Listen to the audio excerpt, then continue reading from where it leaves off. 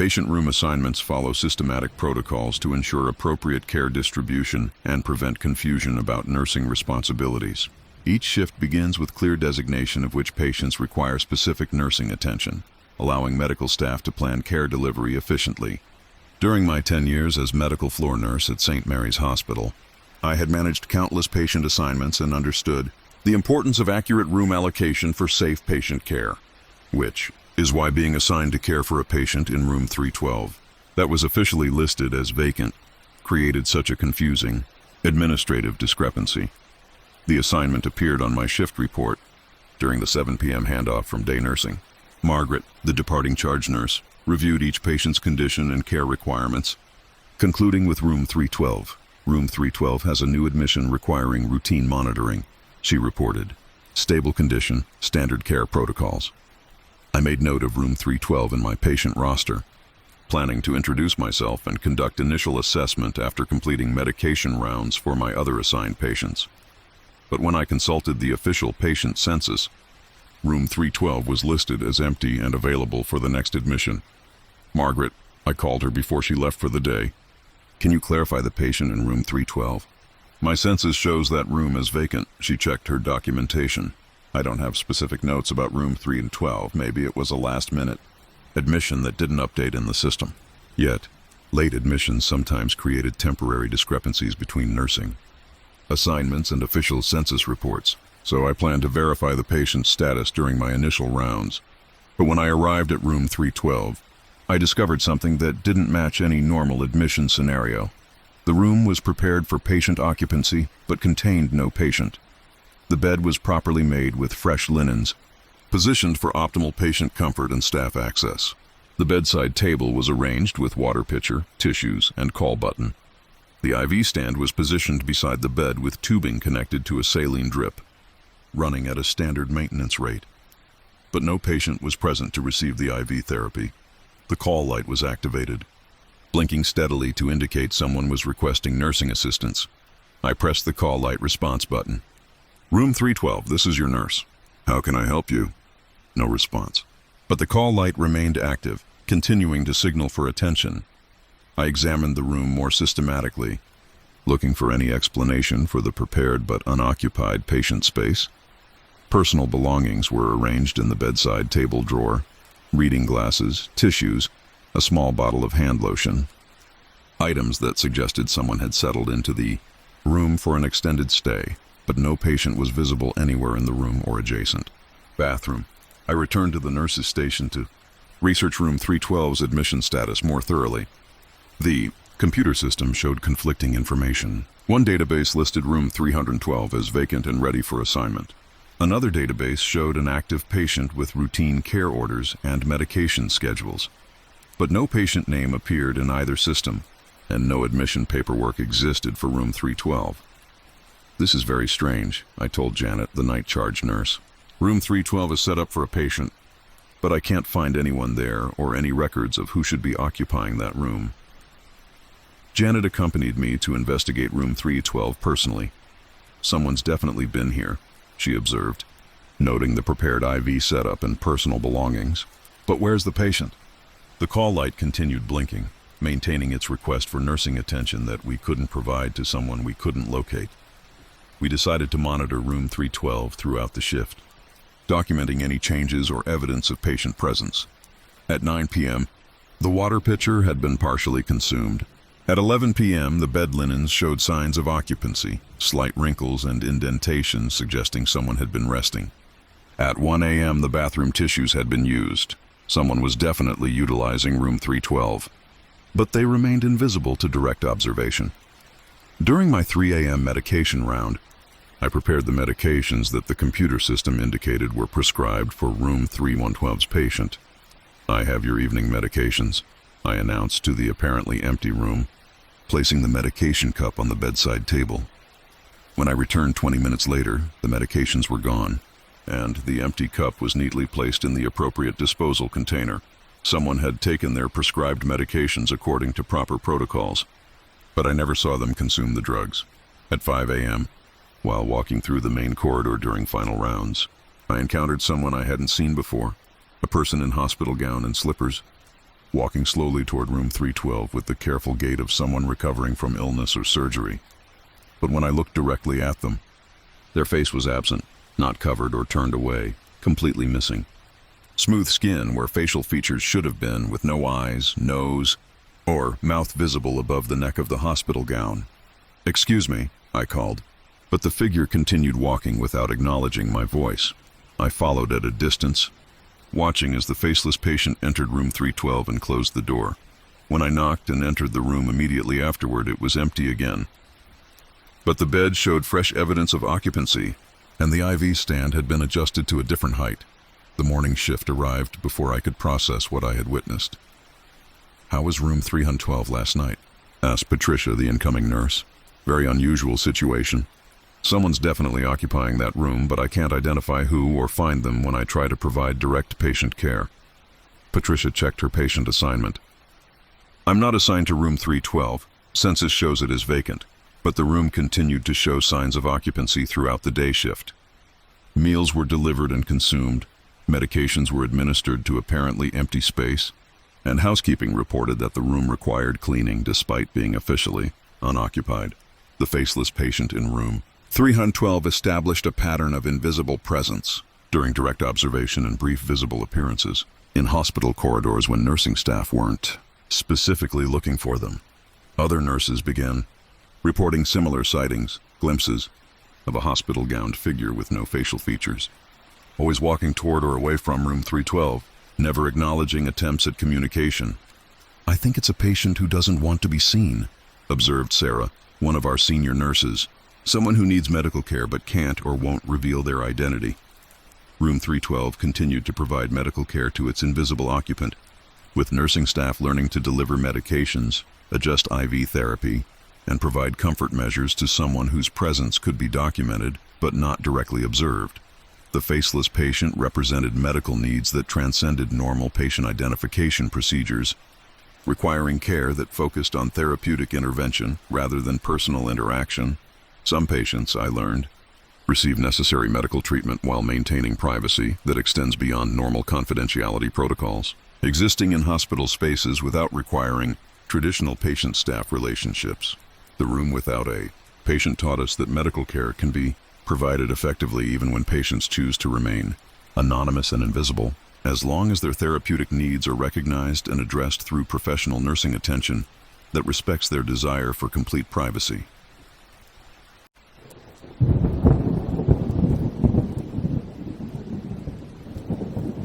Medical equipment management requires systematic tracking to prevent loss and ensure availability for patient care needs. Wheelchairs, in particular, must be monitored carefully since they're essential for patient mobility and safety during transfers between departments.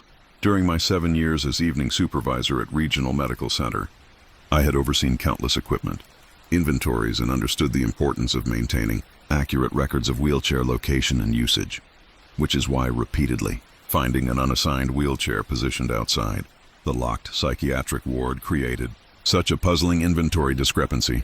The wheelchair first appeared on a quiet Tuesday evening during my routine equipment check. Standard hospital wheelchair, clean and properly maintained, positioned directly in front of the entrance to ward, the psychiatric unit that had been closed for renovations 6 months earlier. Consulted the equipment log to determine which department had signed out the wheelchair.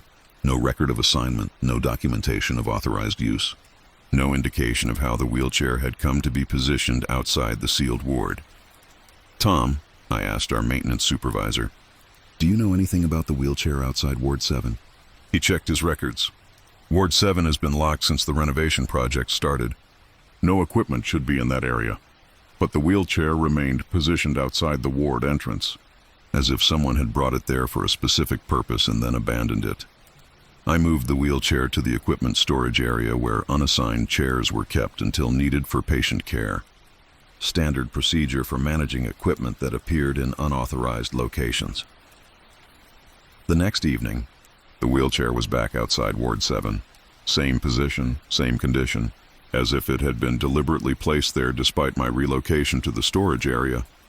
I checked with all nursing units to determine if anyone had authorized use of a wheelchair near the closed psychiatric ward.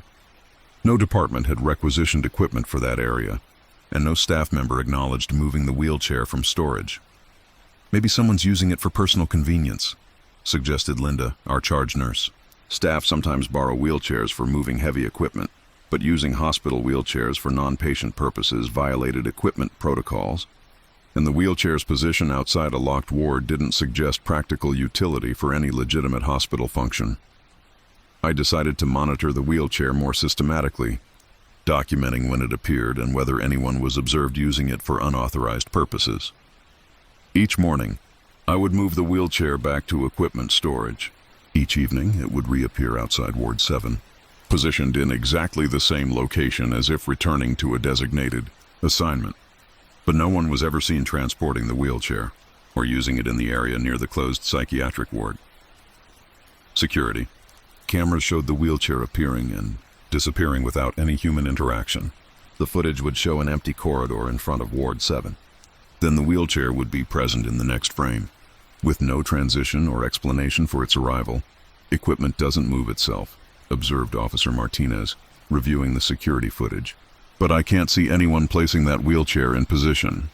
The video recording suggested that the wheelchair was materializing outside Ward 7 without being pushed, carried, or otherwise transported by hospital personnel, but the most unsettling discovery occurred during a late-night security round when Officer Martinez observed the wheelchair moving on its own. "I watched it roll about 10 feet down the corridor," he reported. "No one was pushing it, but it moved like someone was guiding it purposefully." Officer Martinez followed the self-moving wheelchair, which traveled slowly through the hospital corridors with the measured pace of someone using it for patient transport. But no one was visible in the wheelchair, and no one was walking alongside to provide guidance. The wheelchair navigated through the hospital independently, avoiding obstacles, turning corners appropriately, and moving with the deliberate direction of someone familiar with the building layout. It stopped outside the physical therapy department. Officer Martinez continued, positioned itself like someone was waiting for an appointment, then returned to Ward 7 on its own. The empty wheelchair was apparently following regular routes through the hospital, visiting departments and returning to its preferred position outside the locked psychiatric ward. I began documenting the wheelchair's movement patterns, tracking its routes and timing to understand the purpose of its autonomous travel. The wheelchair would appear outside Ward 7 each evening, remain stationary until approximately 2 a.m., then begin moving through the hospital corridors. It would visit the physical therapy department, the cafeteria area, the main lobby, and several patient units before returning to Ward 7 by dawn. Always the same route, always the same timing, always moving with purposeful direction despite being empty. The pattern suggested that someone was using the wheelchair for regular hospital visits, following a consistent schedule that had become routine over extended time, but no visible person was ever associated with the wheelchair's movements. I researched Ward 7's patient history to understand who might have connections to the locked psychiatric unit that would explain the wheelchair's consistent return to that location. Mrs. Eleanor Patterson had been a long-term patient in Ward 7 before the renovation closure. She had used a wheelchair for mobility throughout her psychiatric treatment and had established regular routines that included physical therapy, meals in the cafeteria, and visits to the main lobby. Mrs. Patterson had died just 2 weeks before Ward 7 closed for renovations. Her wheelchair routes through the hospital matched exactly the paths that the empty wheelchair was following during its nightly travels. I think Mrs. Patterson is still making her regular hospital visits, I reported to the medical director. The wheelchair is following her established routine. Dr. Williams was skeptical, but agreed to review the evidence. The wheelchair's movement pattern corresponded precisely to Mrs. Patterson's documented daily schedule during her psychiatric treatment. Physical therapy at 2:30 a.m. Social time in the lobby at 3:15 a.m. Return to Ward 7 by 5 a.m., he confirmed. Same routine she followed for 8 months. The empty wheelchair was continuing Mrs. Patterson's therapeutic activities, ensuring that her hospital routine persisted even after the psychiatric ward had been closed, and her physical presence was no longer possible. Rather than interfering with the wheelchair's autonomous movements, we decided to support Mrs. Patterson's continued hospital visits by ensuring that the areas she traveled remained accessible and safe during her nightly rounds. Let her continue her routine, Dr. Williams decided. If the wheelchair travel provides some form of therapeutic benefit, we shouldn't disrupt established patterns. The empty wheelchair became an accepted part of overnight hospital operations, with security staff monitoring its movements to ensure safety while respecting Mrs. Patterson's need to maintain her familiar therapeutic schedule. Some patient routines I learned to become essential features of hospital environments, continuing long after official treatment has ended to provide structure and comfort that transcends the normal boundaries. Between active treatment and discharge, the wheelchair that moved itself represents the persistence of therapeutic activities that served important psychological functions, ensuring that beneficial routines continue even when the patients who established them are no longer physically present to benefit from the structure they created.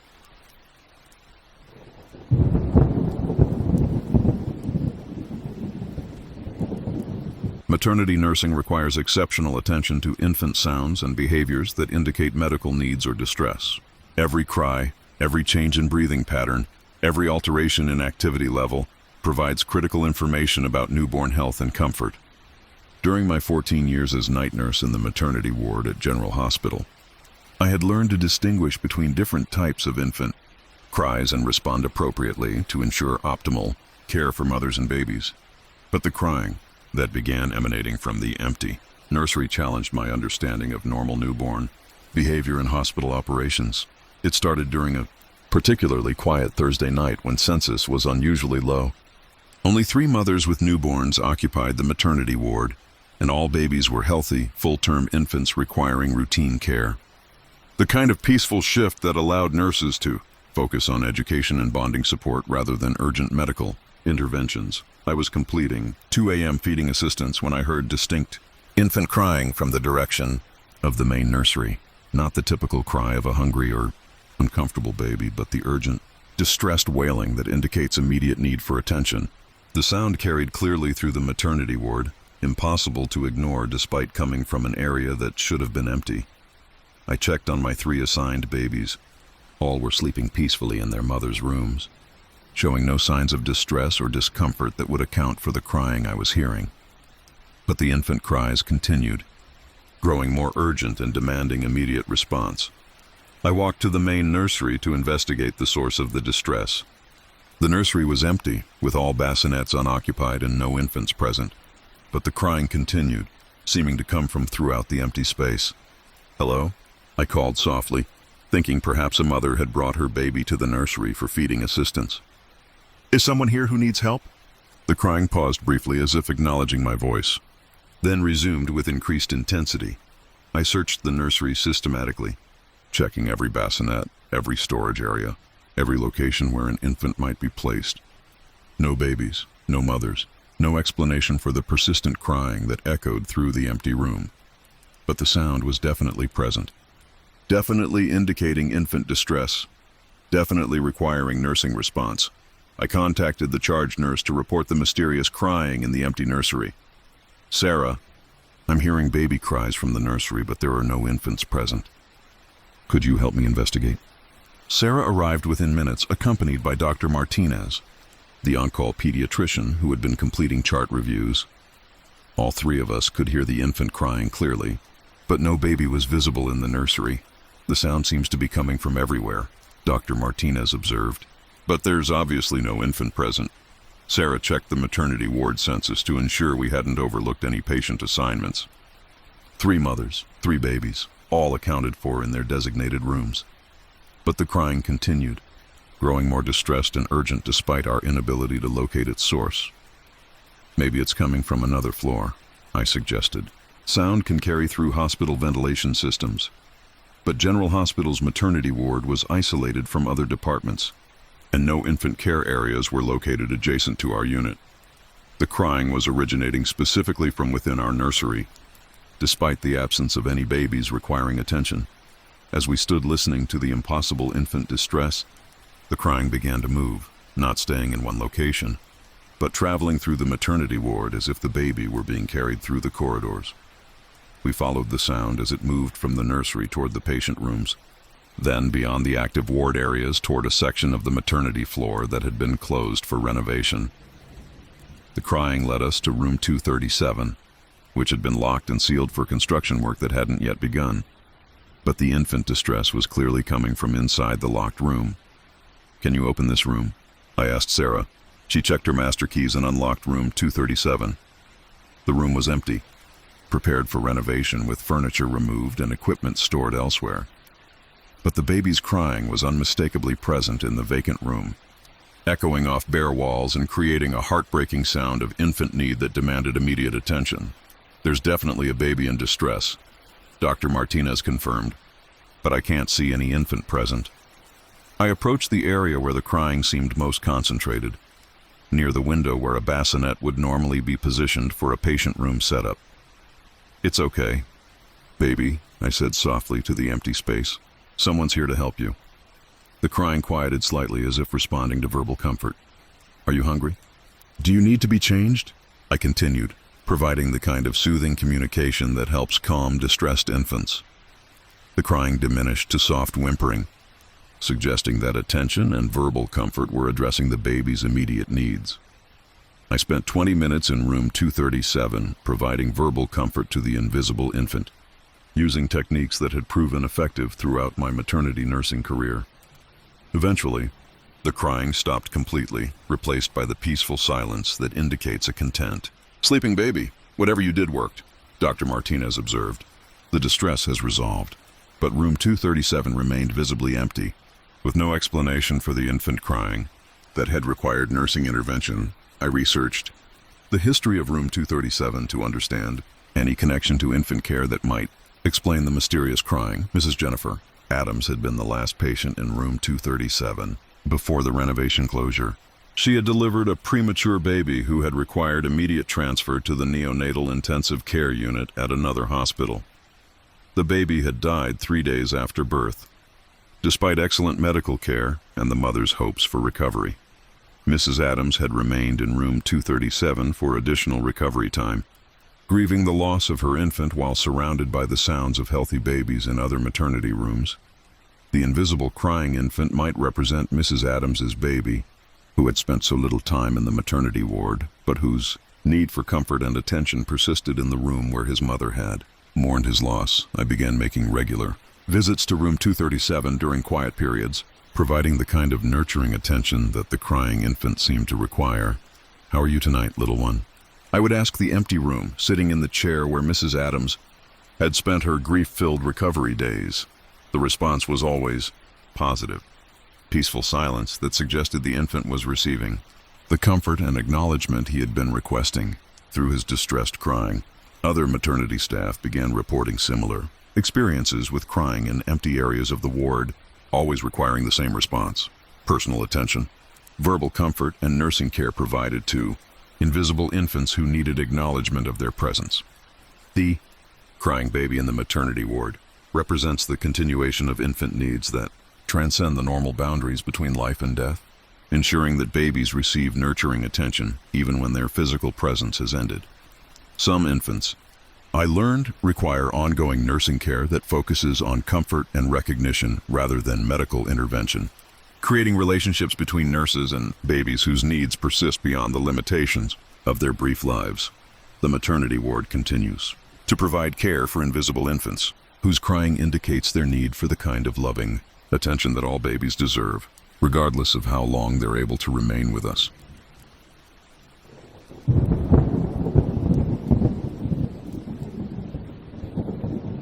Nursing staff coordination during night shifts requires clear communication about personnel assignments and responsibilities. Every nurse working overnight must be accounted for through scheduling systems that ensure adequate staffing levels and appropriate skill distribution across patient care areas. During my 9 years as night charge nurse at Metropolitan Hospital, I had managed hundreds of staff schedules and knew every nurse who worked regular overnight rotations, which is why the appearance of an unfamiliar nurse who began helping with patient care during night shifts created such confusion about our staffing, assignments, and personnel records. She first appeared during a particularly busy Tuesday night when our census was at capacity and multiple patients required intensive nursing attention. I was coordinating care for a post-operative cardiac patient when I noticed an additional nurse I didn't recognize working in the medication preparation area. She appeared to be in her 50s, with graying hair pulled back in a neat bun, wearing a nursing uniform that looked slightly different from our current hospital attire. The style was professional but outdated, more formal and structured than the comfortable scrubs that contemporary nurses typically wear. "Excuse me." I approached her as she organized medication trays with obvious competence and familiarity with our protocols. "I don't think we've met. Are you new to night shift?" She looked up with a gentle smile. "Just helping where I can," she replied in a soft voice that carried the kind of professional warmth that comes from years of patient care experience. "What's your name?" "I need to update my staffing records." "Don't worry about the paperwork," she said, returning her attention to the medications. "Everything is properly organized." I was impressed by her efficient work and obvious experience, but I needed to verify her employment status and ensure that all nursing staff were properly documented for the shift. I consulted my staffing schedule, but no additional nurse was listed for the night. Our personnel roster showed the regular complement of nurses, with no floats, no overtime assignments, and no temporary staff authorized for the shift. But the mysterious nurse continued working throughout the evening, providing excellent patient care and demonstrating advanced nursing skills that suggested decades of experience. "She's very competent," observed Linda, one of our senior nurses. "Knows exactly what she's doing." But I can't recall her name or when she started working here. Other staff members reported similar observations. Everyone had seen the additional nurse. Everyone appreciated her professional assistance, but no one could remember specific details about her identity or employment history. "She helped me with Mr. Peterson's IV placement," reported Janet. "Perfect technique, very gentle with the patient." But when I tried to thank her, she was already gone. The mysterious nurse appeared to work independently, moving between patient rooms and providing care with the kind of intuitive efficiency that characterized the most experienced nursing professionals. But her presence wasn't reflected in any official hospital records. Attempted to track her movements more systematically, hoping to interview her about her background and ensure that her employment was properly documented. But the additional nurse seemed to anticipate my efforts, always staying just ahead of my attempts to speak with her directly. When I would enter a patient room where she had been working, she would have already moved to a different area. When I would approach the medication room where she had been organizing supplies, she would have completed her tasks and departed, always helpful, always professional, always just out of reach for administrative verification. "Have you seen the new nurse?" I asked Tom, our night security guard. "Older woman, very professional, wearing an old-style uniform." Tom checked his security logs. "I haven't signed in any additional nursing staff tonight, just the regular personnel." But Tom confirmed that he had observed the mysterious nurse working throughout the hospital, providing what appeared to be excellent patient care. "She has a very calming presence," he noted. "Patients seem comfortable when she's in their rooms." By Thursday night, the phantom nurse had become an accepted part of our night shift operations. Staff members would mention her assistance in their documentation. Patients would comment on the excellent care they had received from the older nurse, and the overall quality of patient service improved significantly during her presence. But no one could provide her name, employee number, or specific information about her nursing background. "She reminds me of how nursing used to be," observed Sarah, our most senior night nurse. "Very formal, very professional, focused entirely on patient comfort and medical accuracy." The phantom nurse's uniform supported this observation. Instead of modern scrubs, she wore a traditional white dress uniform with a nursing cap, attire that hadn't been standard in hospitals for at least 20 years, but her nursing skills were contemporary and excellent, suggesting that she had maintained current medical knowledge despite her traditional appearance. On Friday night, I decided to approach the phantom nurse directly about her employment status and background. I found her in room 314, adjusting pillows for Mrs. Martinez and ensuring that her post-operative positioning was optimal for comfort and healing. "Excuse me," I said, entering the room. "I really need to speak with you about your paperwork and scheduling." She finished her patient care, smiled at Mrs. Martinez, and then turned to face me. "Thank you for allowing me to help," she said with genuine gratitude. "It's been wonderful to provide nursing care again." "What do you mean again? Are you returning from medical leave?" "Something like that," she replied. "But my time here is finished now." She walked past me toward the door, moving with the purposeful stride of someone concluding their shift responsibilities. "Wait," I called after her. "I still need your name and contact information." But when I reached the corridor, she had vanished. No one was walking away from room 314. No elevator was departing. No indication of where the phantom nurse had gone. Mrs. Martinez, still positioned comfortably in her bed, looked puzzled. "Where did the nice nurse go?" "She was just here helping me get comfortable." But the corridor was empty, and the phantom nurse was nowhere to be found. During Saturday night's shift, I waited for her appearance, hoping to finally resolve the mystery of her identity and employment status. But she never returned. The night shift proceeded with our regular staffing complement, and no additional nurse appeared to provide the exceptional patient care that had characterized the previous week. "Where's the older nurse?" asked Mr. Thompson during his overnight monitoring. "She was so helpful yesterday. Very professional, very caring. But no one on our regular staff matched his description, and the phantom nurse had apparently completed whatever assignment had brought her to our night shift operations." I researched retired nursing staff who might have returned to provide temporary assistance, but no former employees matched the description of the mysterious nurse who had worked so competently during the week. Some nursing assistance, I learned, comes from sources that exist outside normal employment records and staffing schedules, providing professional care when hospitals need additional expertise and compassionate attention. The phantom nurse represented the continuation of nursing, dedication that transcends retirement and official employment status, ensuring that patients receive the kind of excellent care that experienced nurses provide throughout their careers. Her week of assistance reminded us that the most important aspect of nursing isn't documentation and scheduling, but the compassionate, skilled attention to patient needs that defines professional nursing, regardless of when or how that service is provided.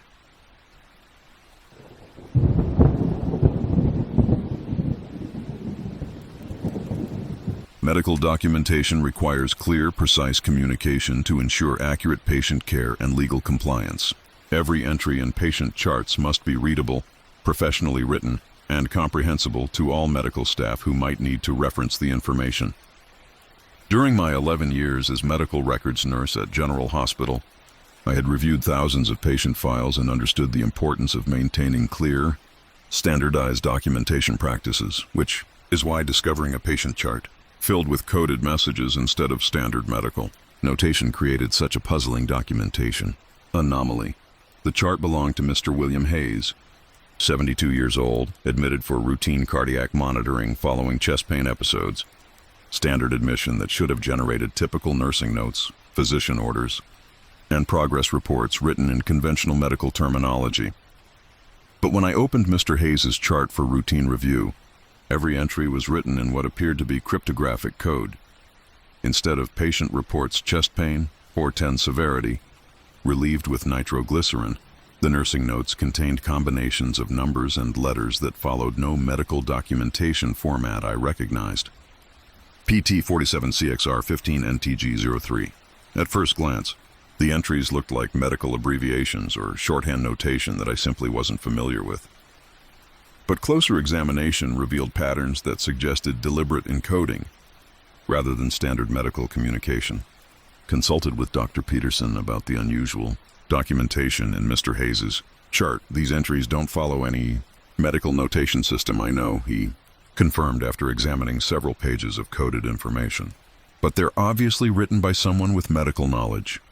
The handwriting was consistent throughout the chart, suggesting a single author had created all the coded entries.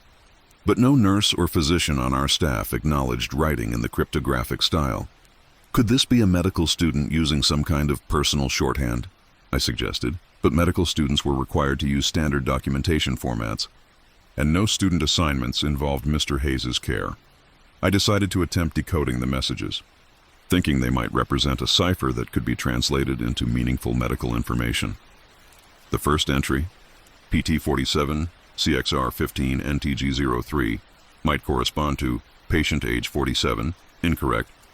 Since Mr. Hayes was 72, chest X-ray normal, 15 could represent a scoring system. Nitroglycerin effective, 03 might indicate dosage or response level, but This interpretation didn't align with Mr. Hayes's actual medical condition or treatment history. I tried different decoding approaches, letter substitution, numerical codes, medical abbreviation systems, but none produced coherent medical documentation. The coded entries appeared to be intentionally cryptographic, designed to conceal rather than communicate medical information. But buried within the coded messages, I began to notice patterns that suggested the author was trying to convey information about something other than Mr. Hayes's medical condition. Certain letter combinations appeared repeatedly. SB14, RW03, LS09. The consistency suggested these codes referred to specific locations, procedures, or personnel within the hospital. I researched hospital room numbers, department codes, and staff identification systems to see if the cipher might reference internal hospital operations. SB14 could represent sub-basement. Room 14. RW03 might indicate radiology wing. Room 03. LS09 could reference laboratory services. Room 09. If the coded messages were documenting locations rather than medical conditions, they might be providing information about hidden areas or activities within the hospital. Decided to investigate the locations that seemed to correspond to the coded entries. Sub-basement room 14 was listed on hospital blueprints but wasn't accessible through normal corridors. The door was locked, and my administrative keys didn't provide access. Radiology wing room 03 was supposedly used for equipment storage, but when I checked with the radiology department, they had no record of any room 03 in their area. Laboratory services room 09 didn't exist, according to the lab director, who confirmed that their facilities only included room 01 through 08. The coded messages were referencing locations that appeared on hospital plans but weren't part of normal operations or accessible to regular staff. That evening, I visited Mr. Hayes personally to ask about the unusual documentation in his chart. Mr. Hayes, are you aware that your medical records contain coded messages instead of standard nursing notes? He looked at me with sharp attention that seemed inconsistent with his supposed cardiac condition. You've been reading the special documentation. Special documentation? Information that some people need to have, but most people shouldn't see.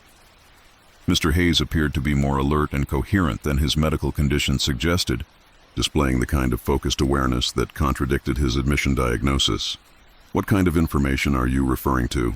Locations, activities, personnel, assignments that don't appear on regular hospital schedules. Mr. Hayes seemed to be acknowledging that the coded messages were intentionally cryptographic and related to hospital operations that existed outside normal administrative knowledge. Are you saying there are areas of the hospital that aren't documented in standard records? Every large institution has spaces that serve purposes different from their official designations, he replied carefully. The coded messages provide navigation for people who need access to those spaces. I spent the remainder of my shift attempting to decode more of the cryptographic entries in Mr. Hayes's chart. Using his hints about locations and personnel assignments, some patterns began to emerge. The codes seemed to reference a network of rooms, corridors, and facilities that existed within the hospital but weren't included in public documentation or staff orientation materials. But when I returned the next morning to continue my investigation, Mr. Hayes's chart had disappeared, not misfiled or temporarily removed for physician review, completely absent from the medical record system. No electronic file, no paper documentation, no trace of his admission or the coded messages I had been studying. We have no record of any William Hayes, reported the medical records supervisor. No admission, no chart, no patient by that name. But I had clear memories of reviewing his coded documentation and speaking with him about the cryptographic messages. I searched for Mr. Hayes in his assigned room, but it was empty and prepared for the next admission. No personal belongings, no medical equipment, no indication that anyone had been occupying the space. Mr. Hayes had vanished along with his chart, taking the coded messages that had hinted at hidden aspects of hospital operations. I continued investigating the mysterious locations referenced in the coded entries, but most remained inaccessible or officially non-existent. However, I occasionally encountered other documentation that contained similar cryptographic patterns, brief coded notations in margins of routine medical records, numerical sequences that didn't correspond to standard medical measurements. letter combinations that suggested the cipher system was being used by other hospital personnel. The coded message in Mr. Hayes's chart represented the existence of communication systems that operate parallel to official medical documentation, providing information about hospital activities that exist outside normal administrative oversight. Some institutions, I learned, contain networks and operations that require confidential communication methods, ensuring that certain information reaches appropriate personnel without becoming part of standard record systems. The coded messages continue to appear occasionally in patient charts, always brief, always cryptographic, always suggesting that hospitals contain more complexity and purpose than their public documentation reveals. I never stopped looking for the truth behind the coded communications, understanding that some aspects of institutional operations require specialized knowledge and access that exists beyond conventional job descriptions and official responsibilities.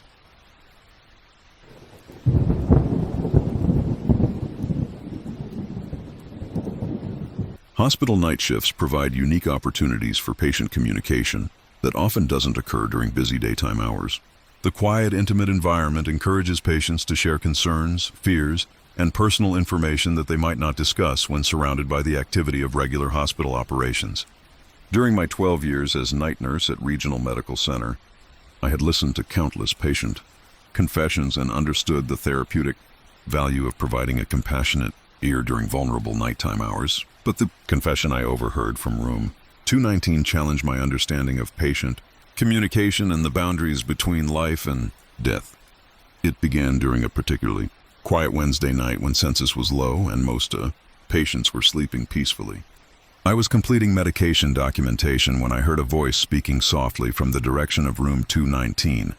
Not the normal conversation between patient and family member, but the distinctive tone of someone unburdening themselves of significant emotional weight. The voice carried the cadence of confession, halting, remorseful, seeking absolution for actions that had caused considerable guilt. Approached room 219 to determine if the patient needed assistance or was experiencing distress that required nursing intervention. But room 219 had been empty for 3 weeks. Mr. George Patterson, the room's last occupant, had died from complications following routine surgery. His body had been removed, his belongings collected by family, and the room had been cleaned and prepared for future admissions. Yet I could clearly hear Mr. Patterson's voice speaking from within the empty room. I never told anyone about what happened that night, his voice was saying, with the weak but distinct tone I remembered from his final days. I should have spoken up, but I was afraid. I stood outside room 219, listening to a confession from a patient who had been deceased for weeks. The voice continued with increasing emotional intensity. She trusted me to protect her, and I failed. I was a coward, and she suffered because of my silence. Mr. Patterson appeared to be confessing to some form of neglect or betrayal that had weighed on his conscience during his life and continued to trouble him after death. I watched him hurt her, and I did nothing. I could have stopped it, but I was afraid of what he might do to me. The confession suggested that Mr. Patterson had witnessed abuse or violence and had failed to intervene or report the situation to appropriate authorities. Entered room 219, thinking that acknowledgement of his confession might provide the kind of pastoral care that patients sometimes need during end-of-life transitions. But the room was empty, exactly as it had been since Mr. Patterson's death. Mr. Patterson, I said to the apparently vacant space, I can hear you. If you need to talk about what happened, I'm willing to listen. The voice paused, as if considering whether to continue the confession in response to my acknowledgement. You weren't supposed to hear this, he finally replied. It was meant for someone else. Who was it meant for? The chaplain, Father Rodriguez. He was supposed to come back so I could make a proper confession before I died. I remembered Mr. Patterson's request for spiritual counseling during his final hospitalization. He had specifically asked for Father Rodriguez, but the chaplain had been called away for a family emergency and hadn't returned before Mr. Patterson's unexpected death. Mr. Patterson had died with an unfinished confession, unable to receive the spiritual guidance and absolution he had sought during his final days. Father Rodriguez isn't here, I told the empty room, but I can listen if you need to complete your confession. You're not a priest. You can't provide absolution. No, but I can witness your truth and provide the kind of compassionate attention that might give you peace. Mr. Patterson's voice resumed the confession, describing in detail his failure to protect a young woman from domestic violence he had witnessed years ago as a neighbor. I saw her husband beating her through their kitchen window. She looked directly at me, pleading for help with her eyes. But I was afraid he would come after me if I called the police. The confession continued for nearly an hour, with Mr. Patterson describing his ongoing guilt about the woman's continued suffering and his eventual death from injuries that might have been prevented if he had been brave enough to intervene. I never forgave myself for being a coward. She died because I was afraid to help her. The weight of his unconfessed guilt had apparently prevented Mr. Patterson from finding peace after death, trapping him in room 219, where he continued seeking the spiritual counseling that had been interrupted by his unexpected passing. "Mr. Patterson," I said when his confession concluded, "your guilt shows that you understood the moral importance of protecting vulnerable people. That awareness, even if it came too late, demonstrates your essential goodness. But she's still dead because of my cowardice. Her death was caused by the person who hurt her, not by your fear. You were also a victim of his violence, terrorized into silence by someone who threatened your safety. I provided what comfort I could, acknowledging Mr. Patterson's guilt while helping him understand that his fear had been a normal response to a threatening situation." The conversation continued through the early morning hours, with Mr. Patterson gradually accepting that his failure to act had been human weakness rather than moral evil. "I wish I could have been braver," he concluded, "but maybe telling someone even now helps a little. Confession is good for the soul, whether it's received by a priest or simply witnessed by someone who cares about your peace." As dawn approached, Mr. Patterson's voice became fainter, as if his need for confession had been satisfied and he could finally rest. "Thank you for listening," he whispered. "Father Rodriguez never came back, but you helped me finish what I needed to say." The voice faded completely as morning light filled room 219, suggesting that Mr. Patterson had found the peace that had eluded him since his death. Room 219 remained quiet during subsequent nights, but I occasionally left notes for Father Rodriguez, describing the confession I had witnessed and Mr. Patterson's need for posthumous spiritual guidance. When Father Rodriguez finally returned from his extended family emergency, he was grateful for the information about Mr. Patterson's spiritual needs.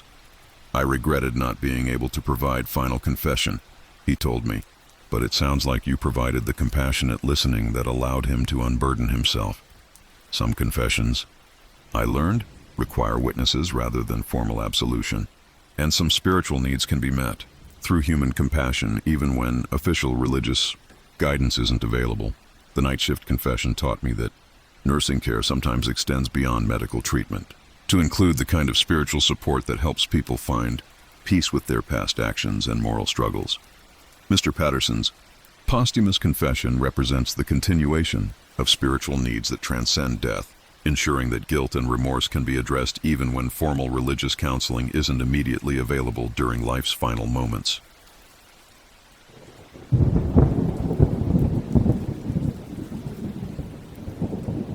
Pharmaceutical management in hospitals requires precise tracking of medication orders, distribution, and administration to ensure patient safety and regulatory compliance. Every prescription generates documentation that follows the medication from physician order through pharmacy preparation to nursing administration. During my 16 years as hospital pharmacist at City General Hospital, I had processed thousands of medication orders and understood the systematic approach required for safe pharmaceutical care, which is why the prescription that continued appearing nightly for a deceased patient created such a puzzling inventory, discrepancy, and documentation anomaly. The original prescription was written by Dr. Martinez for Mrs. Dorothy Henley, 87 years old, who was receiving palliative care for advanced cancer. The order was for morphine sulfate, 15 milligrams every 4 hours is needed for pain management, standard end-of-life comfort medication to ensure dignity and peace during her final days. Prepared the prescription according to standard protocols, creating a properly labeled bottle with appropriate quantities and clear administration instructions. The medication was delivered to the nursing unit for Mrs. Henley's palliative care regimen, but Mrs. Henley died before the medication could be administered. Peaceful passing during sleep. exactly the kind of gentle transition that palliative care is designed to provide. The unused morphine was returned to the pharmacy for disposal according to controlled substance regulations. I documented the return, updated the prescription status to discontinued due to patient death, and filed the appropriate paperwork for DEA compliance. Standard procedure for managing controlled substances when patients die before completing their prescribed medication regimens. But the next evening, I found the same prescription for Mrs. Dorothy Henley in my preparation queue. Same patient name, same medication, same dosage and administration instructions. But according to hospital records, Mrs. Henley had died 24 hours earlier. I consulted the computer system to verify the prescription status. Mrs. Henley was listed as deceased. Her medical record was closed, and no active medication orders should have existed for her continued care. But the prescription appeared legitimate. Proper formatting. Dr. Martinez's electronic signature, current date and timestamps. I contacted Dr. Martinez to clarify the medication order for his deceased patient. Dorothy Henley died yesterday, he confirmed. I haven't written any new prescriptions for her. But I have a morphine order with your signature, dated today. Dr. Martinez checked his prescribing records. I have no record of writing any medication orders today, and Mrs. Henley doesn't require medications anymore. But the prescription was clearly present in my preparation system, requiring pharmaceutical preparation according to standard protocols. I decided to prepare the medication, thinking the prescription might represent a system error that would resolve itself once the order was processed and documented. The morphine was prepared exactly as specified. Proper labeling, accurate dosage, sealed bottle with tamper-evident caps. I delivered the medication to the nursing unit where Mrs. Henley had received her final care. We have a morphine prescription for Dorothy Henley, I reported to the charge nurse. Mrs. Henley died yesterday. We don't need any medications for her. I understand, but the prescription was generated today. Maybe it's for final disposition or family reference. The charge nurse accepted the medication bottle, though she was puzzled by the pharmaceutical preparation for a deceased patient. The next evening, the same prescription appeared again in my preparation queue. Mrs. Dorothy Henley. Morphine sulfate 15 milligrams every 4 hours as needed. Dr. Martinez prescribing. Current date and timestamps. I contacted Dr. Martinez again to report the recurring prescription for his deceased patient. This is very strange, he admitted. I definitely haven't written any medications for Mrs. Henley, but the prescription appears to have my legitimate electronic signature. Should I continue preparing the medications? I suppose so, if the system keeps generating legitimate orders, but I can't explain why prescriptions are being written for a patient who doesn't need medications anymore. The pattern continued nightly. Each evening, a new prescription for Mrs. Henley would appear in my preparation queue. Each time, I would prepare the morphine according to specifications and deliver it to the nursing unit. But the medications were never administered, since no patient was present to receive them. The bottles accumulated in the medication storage area. Dozens of identical morphine prescriptions, all properly prepared, all sealed and unopened, all labeled for a patient who had died weeks earlier. What should we do with all these unused medications? Asked the nursing supervisor. The unopened bottles represented significant pharmaceutical waste and potential controlled substance security issues. But they had been prepared according to legitimate prescriptions and couldn't be disposed of without proper documentation. I consulted with hospital administration about the recurring prescriptions for deceased patients. The prescription generation system appears to be malfunctioning, the IT director concluded. We'll investigate the electronic prescribing software for errors. But the investigation found no technical problems with the prescribing system. Dr. Martinez's electronic signature was authentic. The prescription formatting was correct, and all security protocols were functioning normally. The prescriptions were being generated through legitimate medical processes, even though the patient they were intended for no longer required pharmaceutical care. Maybe Mrs. Henley's pain medication needs continue beyond her death, suggested Dr. Peterson, our palliative care specialist. Some patients require ongoing comfort measures, even after their physical suffering has ended. This interpretation suggested that the recurring prescriptions represented continued palliative care for spiritual or emotional pain that persisted after Mrs. Henley's physical death. I began treating the nightly prescriptions as legitimate pharmaceutical care, preparing the medications with the same attention and accuracy I provided for living patients. But I also began leaving notes with each medication bottle, for comfort and peace, with compassion for continued healing. The next morning I would find the bottles empty, with the notes replaced by brief messages written in handwriting I didn't recognize. Thank you for continued care. Pain is less. Today, peaceful sleep.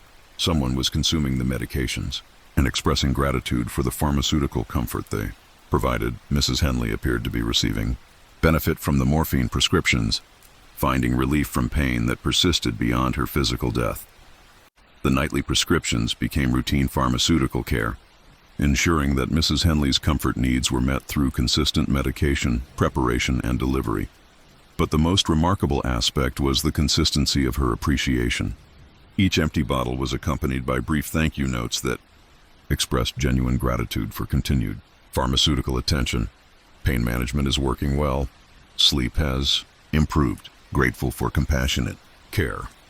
The recurring prescriptions created an ongoing relationship between pharmaceutical services and a patient whose needs transcended normal life and death boundaries. Some pharmaceutical care, I learned, continues beyond the typical duration of medication therapy, ensuring that patients receive comfort measures for as long as they experience pain that requires professional attention. The overdue prescription for Mrs. Dorothy Henley represents the extension of palliative care principles beyond physical death, providing comfort medications for suffering that persists in forms we don't fully understand, but can address through continued pharmaceutical compassion.